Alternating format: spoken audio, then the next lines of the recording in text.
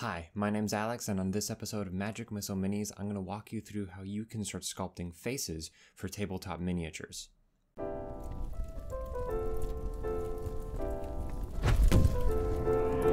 So, the first thing you're going to want to do is mix out a small piece of green stuff and put it on a flat surface. I usually like to use this metal sculpting tool I got with my first set of green stuff, but you can also use a miniature base or something equivalent. So something super important that you need to remember to do is to mix less green stuff than you think you're going to need. Because even though when you start out, it might look right as far as how big the face needs to be on your miniature, as you sculpt out your face and add details, it's going to spread a little bit. And it's going to spread enough that it's going to be too big by the time you're finished your face and all your proportions are going to be off. With that said, we can start working on what is basically the equivalent of an armature for the face. Here we're going to be making the base shape that we can add details to later. Here you see me adding in some cheekbones. And a good way to think about this is almost like you are making a skull for the face that you're going to work on later. Another thing you're going to want to keep in mind is to make sure that your face is round. So you see here, I'm going to be pushing up the sides of the face to make it almost come to a point in the middle. What this does is make sure that when you're finished your miniature and you've done all these sculpting to your face, the face doesn't look flat and it actually looks round like faces are. And here you can see I'm adding some cavities for where the eyes are going to be. An important thing to keep in mind when you're adding in the eyes is that they are always going to be in the middle of the face. I found when I started doing faces, my eyes were always just a little bit too high and they basically didn't have a forehead. So it's very important to keep in mind that the eyes are always going to be in the exact middle of the face that you're sculpting. Something that's good to know, especially in this part of the process, that sculpting faces is a lot of kind of push and pull of adding one detail and then making sure that you still have the rest of the face in the right shape and then adding the other detail that you just added again. And it's a lot of just kind of playing with the green stuff until you have the shape that you want. Speaking of which, the shape that you're generally going for, something vaguely skull-shaped that kind of looks like the Scream, but with his mouth closed. Again, making sure that you keep the face round, because this is the kind of thing that doesn't look bad when you're sculpting it on your tool or your base or whatever you're using to sculpt it on, but as soon as you put it on your miniature, it just looks off. So now you're going to want to move on to put the eyes in the eye sockets. So you're just going to want to get some super small little pieces of green stuff that are vaguely round. I just kind of roll them in between my fingers and then put them in the eye sockets with a needle. Doing the same for the other eye. The next thing you're going to want to do is let that face now fully set so you can work on it without messing with the shape that you just made. Here I'm adding in the brow, which isn't too difficult, just adding a bit of like a noodle on top of where the brow should be, and then blending that into the forehead with a rubber tool. Something to keep in mind when you're adding all these details is that the green stuff that I've mixed actually has a lot more yellow stuff than blue stuff, because that makes it a lot more malleable and easier to add details and work with, especially when you're doing stuff like faces.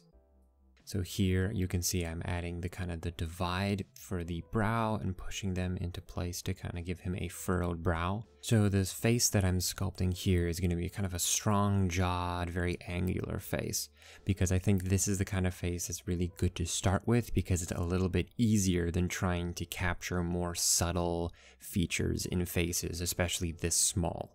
Here you can see I'm going in to add the eyelids, and this can be a little bit tricky, but generally I suggest add more green stuff than you think you're going to need because it's easier to work. If you have a little bit of excess, you can blend in to the cheekbone or whatever.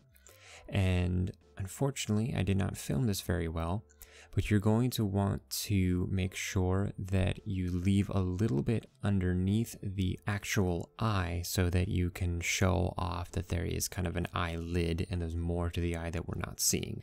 This can be difficult to get down, but the more you practice, the better you'll get at it. This whole process of making faces and all these kind of intricate things, you will always, of course, get better the more you do it.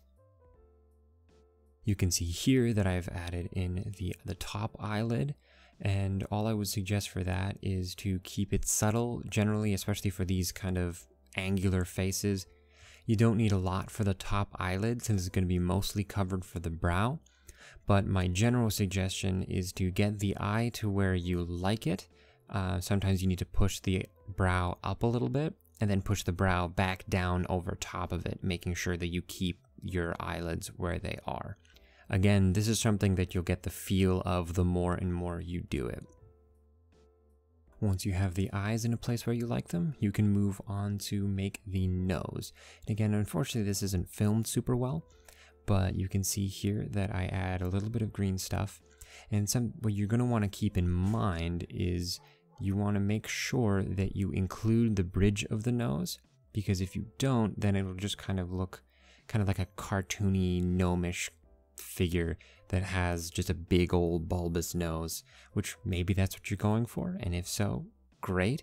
But if you're doing a slightly more human face, you're going to want to make sure that you include the bridge of the nose and making it fairly thin. Oh, here I remember to actually be on camera. And again, the nose is something that you just kind of need to get the feel for. It's not the hardest thing to do on the face, but you generally just want to keep it fairly thin and fairly long and make sure it actually connects to your brow to some degree. That way it will look proportional. After the nose is finished, you can start working on the mouth. So important thing to do whenever you're working on the mouth is to make sure you actually build up the lips. Because when I started doing this kind of stuff, I just assumed that I could just cut in a little indentation for where the mouth is.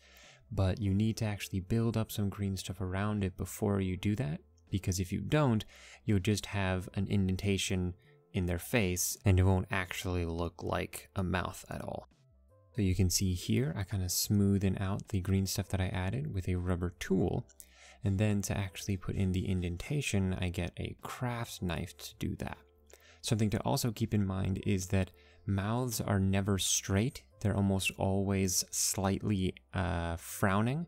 So when you're adding your indentation for the mouth, you're going to want to keep that in mind. So here I actually go in and add a little bit more green stuff to the chin because I was noticing that the jaw was a little lacking. So I just added a little bit more to give it a little bit more structure. As you can see here, the forehead is a little bit too angled, as for my liking anyways. So I go in and also add a little bit more green stuff to that.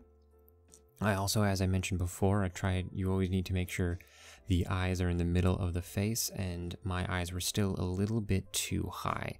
So I'm kind of fixing that by increasing the amount of forehead he has to kind of make up for it.